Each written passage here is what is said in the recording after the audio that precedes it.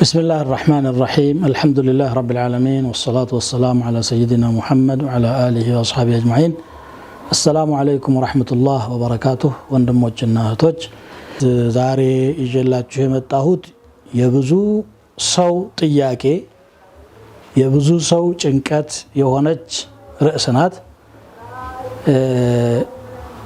ከወንጀል እንዴት እንላቀቅ የሚል ጥያቄ ነው። ከወንጀል መላቀቅ ግድ ነው። ምን ወንጀለው አላህን ነው የሚወስደን ጀሃነም ነው። አላህ ይጠብቀንና ስለዚህ እንዴት ልላቀቅ ብሎ ጥያቄ ውስጥ ማስገባት ራሱ ተገቢ አይደለም። ሰው ወንጀል ጋራ ተላኮ የማይላቀቅ ሆኖ የሚቀረው ቀልቡ ሲደርቅ ነው። ወንጀሉ ሲቀለው ነው። ነብዩ ሰለላሁ ዐለይሂ ወሰለም ነግረውናል። አንድ ሰው ሙናፊቅ ሆነ እንደሆነ ወንጀሉ በአይኑ አካባቢ ወይም ደግሞ ፊት ለፊቱ እንዳለፈች ዝምብና እሺ ብሎ እንደሚያባርራት ያህል ወንጀል የሚቀለው ሰው አለ። ሙእሚኑ ደግሞ የተራራ ያህል ይከብደዋል። ልብ በለው። ይሄ እንግዲህ ውስጡ ካለው ኢማን ጋር ይገናኛል። ከወንጀል ለመላቀቅ ያቃተ ምን ሆነ ነው? ወንጀል ማለት በኃይል ገስግሶ ፍሬን ለቆ የመጣ መኪና ነው ማምለጫ የምታጣበት? እስቲ ጠይቅ ራስህን። ወይንም ደግሞ አንተም በጉልበት አስሮ እስር ቤት ውስጥ አስገብቶ የሚያሰራ ጉልበተኛ ነው ወንጀል የሚባለው ነገር? ሱኮ ያንተ ፍላጎት ነው፣ አስገዳጅ ነገር የለውም። ስለዚህ ይህን ጥያቄ የሚያነሳው ወኔው የሞተ ሞራሉ የሞተ ኢማኑ የመነመነ ሰው ነው። ከወንጀሉ በፊት ማከም ያለበት ኢማኑን ነው። እውነት ሙእሚን ነኝ ወይ ብሎ ነው ራሱን መገምገም ያለበት። አላህ ፊት መቆሙን አምኛለሁ ወይ? ሲራጡን አምኛለሁ ወይ? ሒሳብን አምኝ እርግጠኛ ነኝ ወይ? አላህ ፊት ከተከሰሸ በመላእክት ታጅቤ ፊት ለፊት ጀሃነም ተደቅና የምትጠየቅ ነኝ ብሎ አምኗል ወይ? ዛሬም ደግሞ ግራና ቀኝ መላእክቶች እየታዘቡ እየጻፉ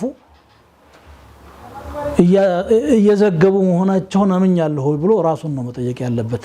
ወንጀል በጣም የሚቀለው ሰውና መላቀቅ እስከማይችል ድረስ ቁራኛ የሚሆነው ኢማኑ ሲደክም ነው። ስለዚህ ከወንጀል ለመላቀቅ የሚያግዙ አንዳንድ ነገሮችን እጠቁማለሁ። አንዱና ዋነኛው ወንጀል ከሚሰሩ ወይም ደግሞ የዛ የማዕሲያ ባልደረቦቹ ጓደኞቹ ከነሱ መራቅ ነው። መጥፎ ሰው ጋር የዋለ ሰው መጥፎ ነው የሚማረው፣ ጥሩ ሰው ጋር የዋለ ጥሩ ነው። ነብዩ ሰለላሁ ዐለይሂ ወሰለም ነግረውናል። አልመርኡ ዐላ ዲኒ ኸሊሊሂ ብለዋል። አንድ ሰው በጓደኛው ዲን ላይ ነው የሚሆነው። አቀማማጩ መጥፎ ከሆነ እሱም መጥፎ ነው። እንደ ጥሩ ነኝ እንኳን ቢል መለከፉ አይቀርም።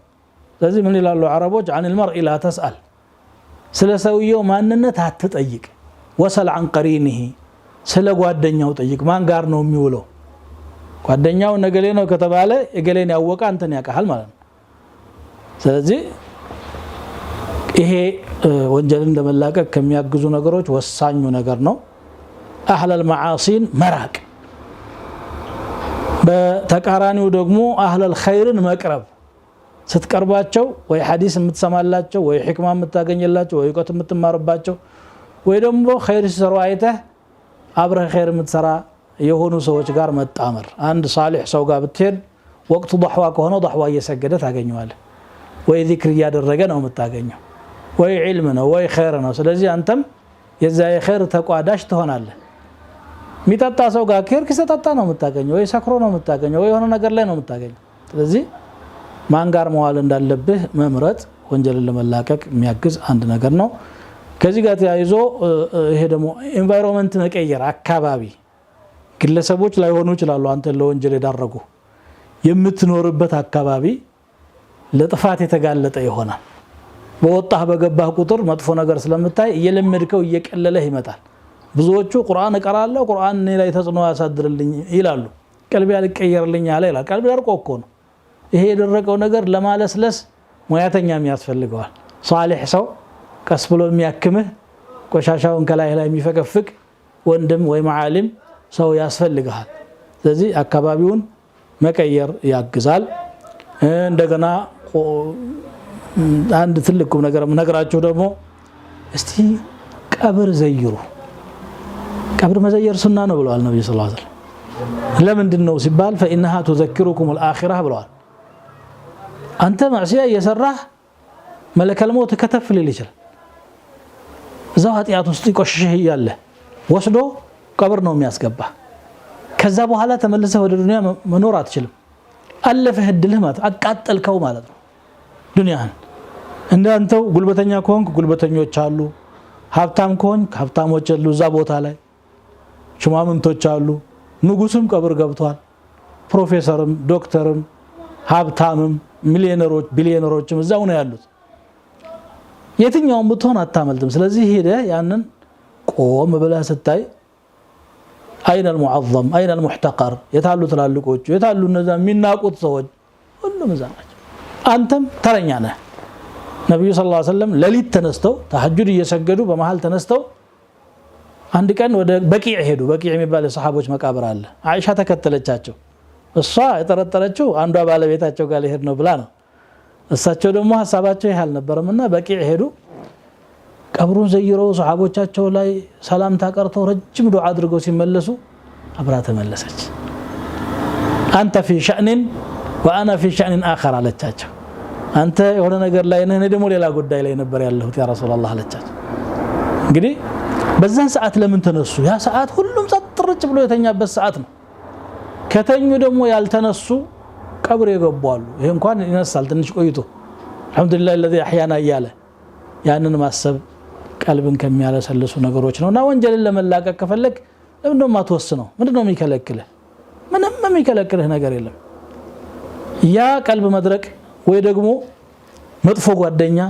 ዛሬ አንተ ተዘርተለ መመለስ ትፈልግ ነገር የሚጠራህ ና ነገ ተውበታለህ የሚሉ ሁሉ አለ ያንን ሁሉ ርቆ ወደ አላህ Subhanahu Wa Ta'ala መመለስ ነው ቁርአንም ደግሞ ዛሬ ካልገባህ ነገ ይገባሃል ጓደኛ አድርገው ቁርአንን ለብቻ በተለይ ለሊት በተለይ ቆም ብለህ አንብብ ተፍሲሮችን ተመልከት ማዕናውን አስተንትን ያኔ በየቀኑ ቀልብህ ላይ የሸፈነው ጽልመቱ እየተገፈፈ ቆሻሻው እየጸዳ ኢማኑ እየዳበረ ወደ ኢኽላሱ እየመጣህ ትመጣለህ ሂደት ይፈልጋል ረጅም ዘመን የቆሸሸ ጨርቅ ዝም ብለህ አንዴ ነከር አርገህ ወጣ አርገው ላይጸዳ ይችላል የሚያስፈልገው ምንድነው ኦሞን በረኪናውን ምኑን ደጋግመህ ማሸት ደግመህ ማጠብ ምናምን ያስፈልገዋል ከዛ በኋላም እኮ ደግሞ ይቆሽሻል ካልጠበቅከው በስተቀር በየጊዜው ካላጠብከው በስተቀር ቀልብም እንደዚህ ነው ነብዩ ሰለላሁ ዐለይሂ ወሰለም ان القلوب لا تصدأ كما يصدأ الحديد ብለዋል ልቦች ይቆሽሻሉ ይዝጋሉ ብረት እንደሚዝገው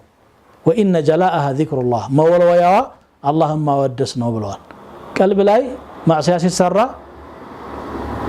ጥቁር ነጥብ ያስቀምጣል ነገ ሰደግም ጥቁር እነዚህ ጥቁር ነጥብጣቦች ሙሉ ቀልቡ ሸፍነውት ወደ ጨለማ ሊያዞሩት ይችላሉ ቀስ በቀስ መወልወልም ደግሞ ይቻላል ልክ እንደ መስታወት ማለት ነው ስለዚህ አንተ አዚማ ያስፈልጋል ቆራጥነት ያስፈልጋል صبر ያስፈልጋል ولمن صبر وغفر ان ذلك من عزم الامور الى الله سبحانه وتعالى ቁርጥ ከሆኑ ነገሮች አንዱ ይሄ ነው ትግስት ያስፈልጋል ከወንጀል ላይ መصبر ያስፈልጋል ግን የማይቻል አይምሰልህ እንደው እንዴት ልላቀቅ ብለህ ተራራ አታድርገው እንቆቅልሽ አታድርገው በቀላሉ ትላቀቀው ትችላለህ ያንተ ውሳኔ ያስፈልጋል የሚከዱ እርምጃዎችን በተቻለ መጠን ጠቁም ያለው ከዚህ አጭር ፕሮግራም ከዚህ በላይ ሰፊ ማብራሪያ ሊጠበቅ አይገባምና እዚህ ላይ ቋጫለሁ ወሰላሙ አለይኩም ወራህመቱላሂ ወበረካቱ